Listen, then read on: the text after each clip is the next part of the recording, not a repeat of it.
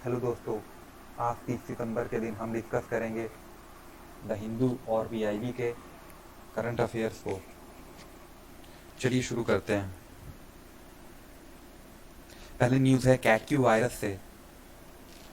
यहाँ पर साइंटिस्ट ने वार्न किया है इंडिया को अंदर वायरस जिसका नाम कैट क्यू वायरस है, जो कि लार्जली रिपोर्ट हुई है चाइना में और वियतनाम में। इसमें यहाँ पर इंडिया को वार्न किया गया है कि ये जो वायरस है वो इंडिया में भी फैल सकता है। इसका जो प्रेजेंस है इस वायरस का वो क्यूलेक्स मॉस्किटो और पिग्स में रिपोर्ट किया गया है चाइना और वियतनाम में। जान लेते हैं कैट क्यू वायरस के बारे में। ये एक तरह का आर्थ्रोपॉड बॉर्न वायरस है जिसे अर्बो वायरस भी कहते हैं। आर्थ्रोपॉड वायरस जो होता है वो इस तरह का वायरस होता है जो किसी इंसेक्ट या मॉस्किटो के बाइट करने से ह्यूमन में फैल सकता है। इसका जो वो नेचुरल होस्ट यहाँ पे है वो मॉस्किटो को पाया गया है और डोमेस्टिक पिग को पाया गया है जो CQV यानी कैट क्यू वायरस को स्प्रेड कर रहा है। क्यों ऐसा कहा जा रहा है कि इंडिया इसके लिए मोर वल्नरेबल है? क्योंकि यहाँ देखिए जो अवेबिलिटी है इस तरह के इंसेक्ट की, जैसे मॉस्किटो और इसके अलावा पिग्स, ये काफ़ी यहाँ पर उपलब्ध है। इसके अलावा नेशनल इंस्टीट्यूट ऑफ वायरोलॉजी यानी NIV पुणे के रिसर्चर ने यहाँ पर पाया है antibodies for the virus in 2 out of 883 human serum sample, जो कि कलेक्ट किया गया था वेरियस इंडियन स्टेट से, जिससे ये इंडिकेट हो रहा है कि कुछ समय पहले जो सैंपल लिए गए थे इसमें से 2 लोग ऐसे पाए गए हैं जो कभी ना कभी इसके अगेंस्ट में एक एंटीबॉडी इन्होंने डेवलप की है। इफेक्ट क्या है ह्यूमन के ऊपर? इसके वजह से फेब्राइल इलनेस आ सकती है, मीनिंग गाइटिस आ सकती है, और इसके अलावा पीडियाट्रिक इंसेफेलाइटिस भी का भी लक्षण देखा गया है। पीडियाट्रिक इंसेफेलाइटिस ये मतलब कि बच्चों में जो उनके मस्तिष्क में जो वो सूजन की जो बीमारी है उस तरह के लक्षण यहाँ पे देखने को मिले हैं। इसके अलावा बुखार जैसी लक्षण भी इसमें देखने को मिले हैं। अगली न्यूज़ है डिफेंस एक्विजिशन काउंसिल से लेकर। न्यूज़ में क्यों है? डिफेंस एक्विजिशन काउंसिल ने अप्रूव किया है proposal various arms and equipment जो कि इंडियन आर्म फोर्स को अभी ज़रूरत है उसके लिए। इसकी थोड़ी डिटेल जान लेते हैं। Under by Indian IDDM category में यहाँ पर जो डिफेंस एक्विजिशन काउंसिल है उन्होंने अप्रूव किया है procurement of static HF टैंस receiver set और इसके अलावा स्मार्ट एंटी एयरफील्ड वेपन को भी। अब इस HF रेडियो सेट को यहाँ पर जो इस्तेमाल किया जाएगा इससे जो है फील्ड यूनिट ऑफ आर्मी और एयरफोर्स में जो कम्युनिकेशन होगा वो काफ़ी स्मूथ हो जाएगा और सीमलेस कम्युनिकेशन यहाँ पर देखने को मिलेगा। स्मार्ट एंटी एयरफील्ड वेपन जो है वो ऐड करेगा फायर पावर को नेवी के और एयरफोर्स के। डिफेंस एक्विजिशन काउंसिल ने यहाँ पर अप्रूव किया है प्रोक्योरमेंट ऑफ SIG सौर एसॉल्ट राइफल्स को भी। अब जान लेते हैं बाई इंडियन IDDM कैटेगरी के बारे में। ये जो बाई इंडियन IDDM कैटेगरी है वो यहाँ पर वो प्रोक्योर करती है प्रोडक्ट को फ्रॉम इंडियन वेंडर्स, और ये सारे वेंडर्स कौन होंगे?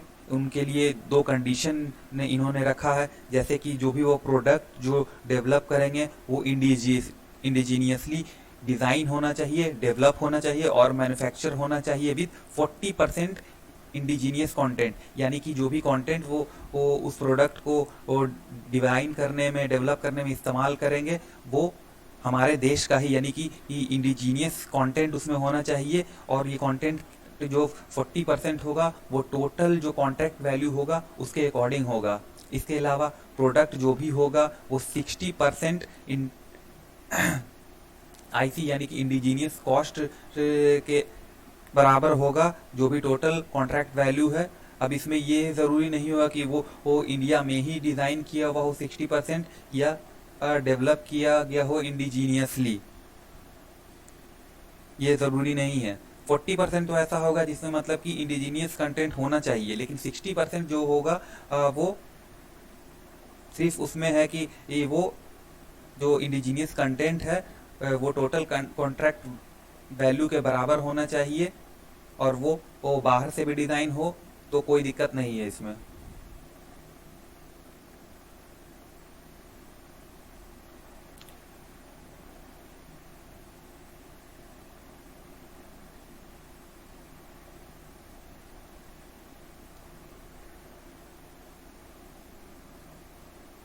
इसके अलावा जो है जो इंडिजीनियस कंटेंट ओवरऑल है वही सेम परसेंटेज जो होना चाहिए इंडिजीनियस कंटेंट का बेसिक कॉस्ट ऑफ इक्विपमेंट में। इसके अलावा cost of manufacturer recommendation list of spare यानी एमआरएल्स में, cost of maintenance tool SMT और स्पेशल टेस्ट इक्विपमेंट एसटीई में, इसमें एफईटी स्टेज भी इंक्लूड होगा। DRDO smart anti airfield weapons के बारे में जान लेते हैं। ये एक तरह का long range precision guided anti airfield weapon है जो कि करंटली डेवलप किया गया है by India Defence Research and Development Organisation यानी डीआरडीओ के द्वारा। ये केपेबल है कि वो टारगेट कर सकता है ग्राउंड टारगेट को हाई प्रिसीजन से, और इसकी जो रेंज है वो 1000 किलोमीटर है। ये लाइट वेट है और हाई प्रिसीजन गाइडेड बॉम्ब है जो डिज़ाइन किया गया है इस तरह से कि वो ग्राउंड टारगेट्स को वो डिस्ट्रॉय कर सके, जैसे कि रनवे, बंकर, एयरक्राफ्ट, हैंगर्स और अदर स्ट्रक्चर्स को। ये जो है इंडिया की पहली fully indigenous anti airfield weapon है। प्रोजेक्ट को अप्रूव किया गया है बाय गवर्नमेंट इन 2013।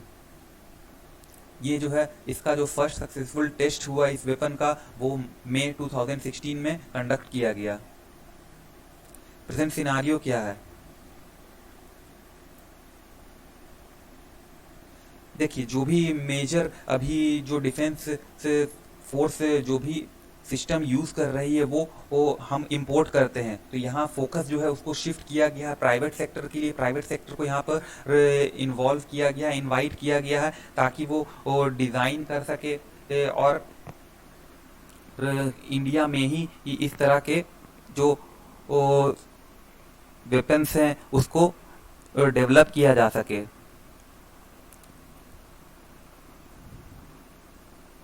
यहाँ पर मतलब कि जो बाय इंडियन आईडीडीएम का जो इंटेंट है वो काफ़ी अच्छा है। यहाँ पर नेशनल इंटरेस्ट को पहले ही प्रायोरिटी दी गई है और इसमें थोड़ा पेशेंस भी रखना होगा ताकि इस तरह की जो भी फैसिलिटी उपलब्ध कराई जा रही है उसका पूरा से पूरा फ़ायदा उठाया जा सके प्राइवेट प्लेयर्स के द्वारा। डिफेंस एक्विजिशन काउंसिल के बारे में जान लेते हैं। डिफेंस एक्विजिशन काउंसिल जो है वो हाईएस्ट डिसीजन मेकिंग बॉडी है इन डिफेंस मिनिस्ट्री। ये ही डिसाइड करती है नई पॉलिसीज़ को और कैपिटल एक्विजिशन को फॉर 3 सर्विसेज, यानी कि 3 सर्विस के लिए ये इन सब चीज़ों को डिसाइड करती है, जैसे आर्मी, नेवी और एयर फोर्स। इसके अलावा इंडियन कोस्ट गार्ड के लिए भी। इसके चेयरमैन कौन होते हैं? इसके चेयरमैन जो हैं वो मिनिस्टर ऑफ डिफेंस होते हैं। इसकी फॉर्मेशन जो होती है ग्रुप ऑफ मिनिस्टर के रिकमेंडेशन पे होती है by reforming national security system in 2001। और जो है डीएसी जो है वही रिस्पॉन्सिबल होती है गाइडलाइन देने में कि क्या इक्विजिशन होगी और लॉन्ग टर्म प्रोक्योरमेंट प्लान के बेसिस पे।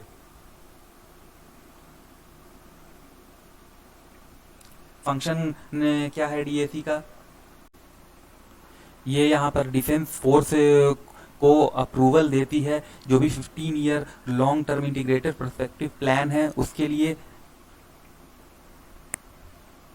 इसके अलावा कैटेगराइजेशन करती है इक्विजिशन प्रपोजल का, जो कि रिलेट है करती है बाय एंड मेक और मेक से। इसके अलावा जो भी सिंगल वेंडर क्लियरेंस है उससे रिलेटिंग इशू को भी ये देखती है। डिसीजन लेती है regarding offset provision in respect of acquisition proposal above 300 crore. Decision लेती है रिगार्डिंग ट्रांसफर ऑफ टेक्नोलॉजी, और इसके अलावा make and make category of acquisition proposal and field trial evaluation के लिए भी। अगली न्यूज़ है नमामि गंगे प्रोजेक्ट के बारे में। न्यूज़ में क्यों है? प्राइम मिनिस्टर ने यहाँ पे इनॉग्रेट किया है 6 मेगा प्रोजेक्ट को उत्तराखंड में अंडर नमामि गंगे मिशन। इस प्रोजेक्ट में क्या होगा? कंस्ट्रक्ट किया जाएगा 68 MLD STP sewage treatment plant को जगजीतपुर हरिद्वार में, और इसके अलावा अपग्रेडेशन भी होगा जो पहले से एग्जिस्ट करते थे 27 MLD यानी मिलियन लीटर पर डे को, जो कि जगजीतपुर हरिद्वार में है। इसके अलावा कंस्ट्रक्शन किया जाएगा 18 MLD STP in at Sarai in Haridwar, 26 MLD at Rishikesh, 7.5 MLD STP Muni ki Reti town में, 5 MLD STP चोरपानी में, और 2 STP with capacity of 1 MLD and 0.01 MLD Badrinath में। इम्पोर्टेंस क्या है और सिग्निफिकेंस क्या है वेस्ट मैनेजमेंट प्लांट का?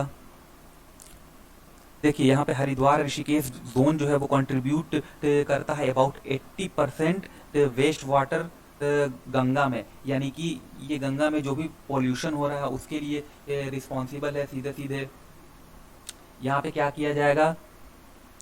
अगर इस तरह के STPs का इनॉग्रेशन किया जाएगा तो ये एक सिग्निफिकेंट रोल प्ले करेगा for cleaning Ganga. Sewage treatment के बारे में जान लेते हैं। सीवेज ट्रीटमेंट देखिए एक तरह की प्रोसेस है जिसमें कॉन्टामिनेंट को रिमूव किया जाता है म्युनिसिपल वेस्ट वाटर से। ये मेनली कंटेन करता है इसमें हाउस होल्ड जो सीवेज है, इसके अलावा इंडस्ट्रियल वेस्ट वाटर है, इसको कंटेन करता है। इसमें जो है फिजिकल, केमिकल और बायोलॉजिकल प्रोसेस का यूज़ किया जाता है ताकि कॉन्टामिनेंट को रिमूव किया जाए और इसको प्रोड्यूस किया जाए ट्रीटेड वेस्ट वाटर को, ताकि वो इन्वायरमेंट के लिए सेफ हो। जो बाई प्रोडक्ट होता है सीवेज ट्रीटमेंट का वो एक सेमी सॉलिड वेस्ट होता है या स्लरी ही होता है, जिसको सीवेज स्लज के नाम से भी जाना जाता है।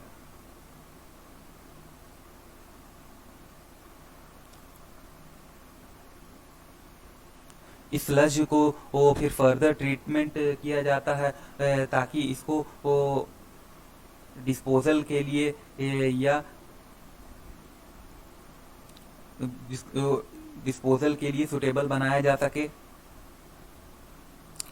नमामि गंगे प्रोग्राम जो है वो एक इंटीग्रेटेड कंजर्वेशन मिशन है, इसको जो एकम्प्लिश करता है ट्विन ऑब्जेक्टिव को of effective abatement of pollution, conservation and rejuvenation of national river Ganga. इसके जो मेन पिलर हैं इस प्रोग्राम के, उसमें है सीवरेज ट्रीटमेंट इंफ्रास्ट्रक्चर को डेवलप करना, रिवर सरफेस क्लीनिंग पे ध्यान देना, अफॉरेस्ट्रेशन करना, इंडस्ट्रियल एफ्लुएंट्स की मॉनिटरिंग करना, रिवर फ्रंट का डेवलप करना, बायोडाइवर्सिटी को प्रिजर्व करना। इसके अलावा पब्लिक में अवेयरनेस फैलाना और गंगा ग्राम का डेवलपमेंट करना। इसके अलावा कुछ एडिशनल इंफॉर्मेशन भी है, जैसे गंगा अवलोकन के बारे में यहाँ पे बताया गया है। ये जो है फर्स्ट म्यूजियम है जो कि डेडिकेटेड है गंगा के लिए, ताकि वो इसके कल्चर को, इसकी बायोडाइवर्सिटी और रेजुविनेशन एक्टिविटी को यहाँ पे शोकेस कर सके, जो कि गंगा रिवर में किया गया है। ये म्यूजियम जो है वो चंडीगढ़ हरिद्वार में लोकेटेड है। इसके अलावा रोइंग डाउन द गैंजेस, ये एक बुक है जिसको कि पब्लिश किया गया है by national mission for clean Ganga and wildlife institute of India के द्वारा, और इसको पीएम ने लॉन्च किया है। ये कलरफुल बुक जो है वो एक अटेम्प्ट है to merge the biodiversity and culture of the Ganga river.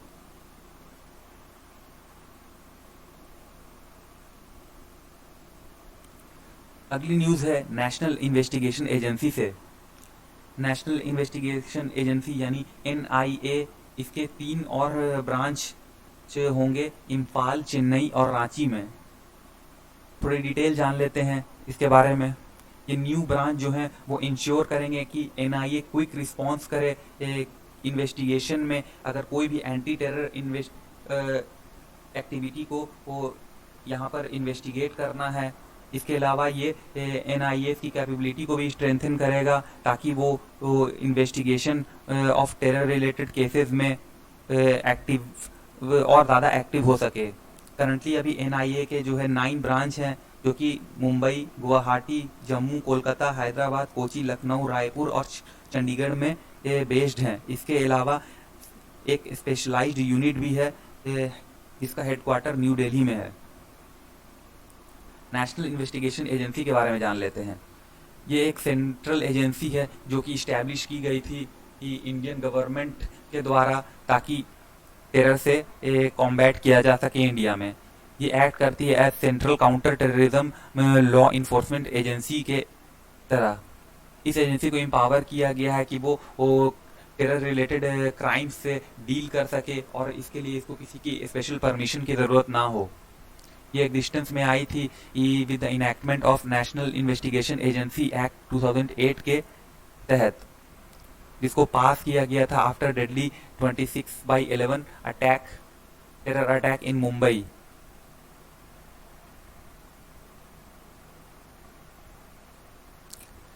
अगली न्यूज़ है फ्यूजिटिव इकोनॉमिक ऑफेंडर एफईओ से। न्यूज़ में क्यों है?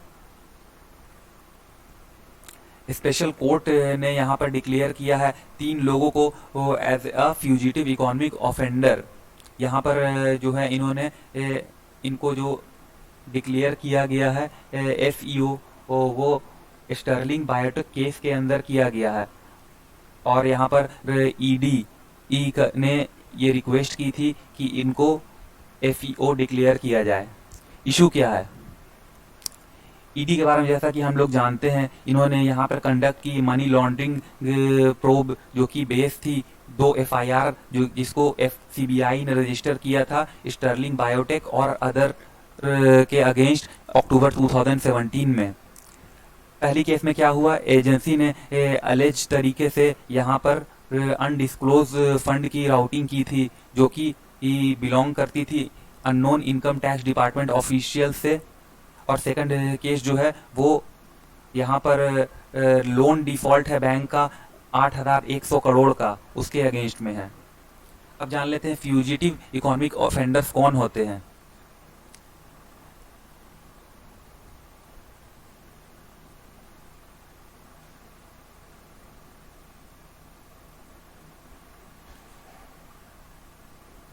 ऐसे पर्सन को यहाँ पर फ्यूजिटिव इकोनॉमिक ऑफेंडर के तौर पर नेम किया जाता है, जो कि फ्यूजिटिव इकोनॉमिक ऑफेंडर एक्ट 2018 के अंडर जिनको नेम किया गया हो,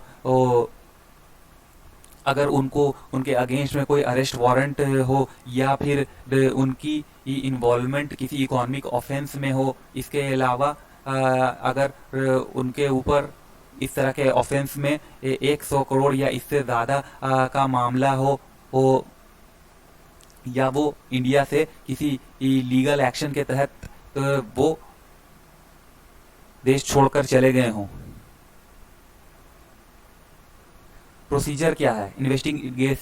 इन्वेस्टिगेटिंग एजेंसी जो है यहाँ पर एक एप्लीकेशन फाइल करती है सुप्रीम कोर्ट में under prevention of money laundering act 2002 के अकॉर्डिंग। इसमें डिटेल होती है प्रॉपर्टी जो कि कॉन्फिस्केट की गई थी और कोई भी अदर इंफॉर्मेशन उस पर्सन के बारे में। यहाँ पर स्पेशल कोर्ट जो है वो एक नोटिस इशू करेगा उस पर्सन के अगेंस्ट में, किसी स्पेसिफाइड प्लेस पे और डेट पे एटलीस्ट उसके लिए 6 वीक का उसको टाइम मिलेगा उस नोटिस के लिए जो वो इशू करेगी, और ये प्रोसीडिंग जो है वो टर्मिनेट हो जाएगी अगर वो पर्सन अपीयर हो जाएगा। लेकिन अगर वो पर्सन अपीयर नहीं होता है तो उसको वो फ्यूजिटिव इकोनॉमिक ऑफेंडर डिक्लेयर कर दिया जाएगा, जो भी उसके अगेंस्ट में एविडेंस फाइल की गई होगी इन्वेस्टिगेटिंग एजेंसी के द्वारा। जो भी पर्सन जो वो एफईओ के अंदर जो डिक्लेयर किया जाएगा वो इसको वो चैलेंज भी कर सकता है हाई कोर्ट में, लेकिन 30 दिनों के अंदर ही उसको वो इस तरह की केस फाइल करने का इसके अगेंस्ट में उसको यहाँ पर पावर दिया गया है under fugitive economic offender act 2018 के अंतर्गत। अगली न्यूज है hydrogen enriched compressed natural gas के बारे में, यानी HCNG के बारे में। यहाँ पे मिनिस्ट्री ऑफ रोड ट्रांसपोर्ट और हाईवे ने अलाउ किया है कि HCNG का यूज कर सके CNG इंजन्स में। HCNG में यहाँ पर 18% जो है हाइड्रोजन मिक्स होता है। यहाँ पर एक नोटिफिकेशन जारी किया गया है for the amendment of central motor vehicle rule 1989 में, जिसमें कि HCNG को इंक्लूड करने की बात की जा रही है एज एन ऑटोमोटिव फ्यूल के तौर पे। बैकग्राउंड क्या है? The bureau of standard Indian standard यानी BIS ने यहाँ पर डेवलप किया है specification of hydrogen enriched compressed natural gas को as an automotive purpose as a fuel, यानी कि यहाँ पर जो HCNG जो कंप्रेस्ड नेचुरल गैस है उसको एज ए फ्यूल यूज करने के लिए स्पेसिफिकेशन यहाँ पर डेवलप की है BIS ने। अब जान लेते हैं HCNG के बारे में। HCNG क्या है? ये ब्लेंडिंग है हाइड्रोजन का CNG के साथ में, जिसके वजह से ये एक ब्लेंडेड गैस को प्रोड्यूस करती है जिसको हम HCNG कहते हैं। इसको यूज किया जा सकता है इन प्लेस ऑफ गैसोलीन। इसके अलावा डीजल फ्यूल और प्रोपेन, LPG और ये जो है वो बहुत ही लेस अनडिजायरेबल गैस को यहाँ पर कंबशन प्रोसेस के थ्रू प्रोड्यूस करती है, इसलिए ये एक बेहतर विकल्प है LPG और अदर डीजल फ्यूल्स की। एडवांटेज क्या है HCNG के यूज करने की? ये जो है जो इमिशन करती है कार्बन मोनोऑक्साइड का वो 70% कम एमिशन करती है। इसके अलावा ये 5% फ्यूल की को भी सेव करती है, और ये फर्स्ट स्टेप कहा जा सकता है फ्यूचर हाइड्रोजन इकोनॉमी के तरफ। इंजन को इस तरह से कैलिब्रेट किया जाता है कि ताकि वो रिलीज करे लोअर अमाउंट ऑफ NO को, और इसके लिए जो इंजन होता है वो उसमें भी थोड़ी बहुत चेंजिंग करके उसमें मॉडिफिकेशन करके इस HCNG का यूज किया जा सकता है। ये आइडियल फ्यूल के तौर पे देखा जा रहा है for load application and heavy duty vehicles के लिए। बेटर परफॉर्मेंस होगा due to higher octane rating of H2। इसके कुछ डिसएडवांटेजेस भी हैं, जैसे कि ये most optimise H2 by H2 और नेचुरल गैस रेशियो है इसका। इसमें मतलब कि इसको डेवलप करने के लिए, प्रिपेयर करने के लिए कुछ नए इंफ्रास्ट्रक्चर की भी जरूरत पड़ सकती है, और इसको कॉमर्शलाइज करने के लिए लार्ज स्केल पे ज़रूरी स्टेप्स लेने पड़ेंगे। करंट कॉस्ट जो है H2 का वो नेचुरल गैस जो अभी यूज हो रही है उससे थोड़ा ज़्यादा है, तो HCNG's cost is more than CNG also. अगली न्यूज़ है RBI ने एक्सटेंड किया है इनहैंस्ड बोरोइंग लिमिट को बैंक के लिए। देखिए कोविड-19 सिचुएशन में जो है इकोनॉमी के बारे में तो हम जानते ही हैं, वो माइनस में अभी -23 पॉइंट समथिंग है। तो यहाँ पर RBI ने कहा है कि वो जो बोरोइंग की जो लिमिट है बैंक्स की उसको एक्सटेंड करेगा बाय 6 मंथ। और यहाँ पर इन्हेंस बोरोइंग फैसिलिटी प्रोवाइड की जाएगी बैंक को, ताकि जो भी उनकी लिक्विडिटी में शॉर्टेज आया है उसको एक 31 मार्च 2021 तक इसको ओवरकम कर लिया जाए। इसमें कौन कौन से मीजर लिए गए हैं, जैसे कि बोरिंग लिमिट जो है शेड्यूल बैंक जो कि under marginal standing facility MSF scheme के अंदर आती है, उसको इंक्रीज किया है 2 से 3%। जो भी उनकी नेट डिमांड और टाइम लायबिलिटीज होगी 27 मार्च 2020 से। इम्प्लीकेशन क्या होंगे इसके? डिस्पेंसेशन जो है वो प्रोवाइड करेगी, जो एक्सेस है फंड को लेकर के उसको इंक्रीज करेगी और वो 1.49 लाख करोड़ तक एक्सटेंड करेगी। इसके अलावा क्या होगा, ये हाई क्वालिटी लिक्विड एक्सेस को एसेट को लिक्विडिटी कवरेज रेशियो में भी क्वालिफाई करेगी।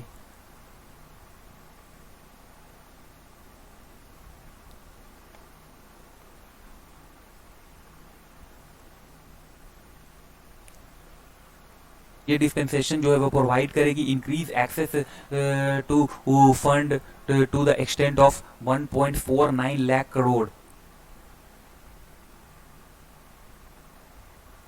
और इसके अलावा ये हाई क्वालिटी लिक्विड एसेट यानी HQLA को एक्सेस क्वालिफाई करेगी for liquidity coverage ratio LCR के लिए।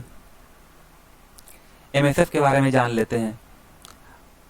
इसमें क्या होता है, MSF के अंडर जो है बैंक जो है वो ओवरनाइट बोरो कर सकता है at the discretion by dipping into statutory liquidity ratio यानी SLR के अकॉर्डिंग अब बैंक जो है वो बोरो कर सकेगा ओवरनाइट।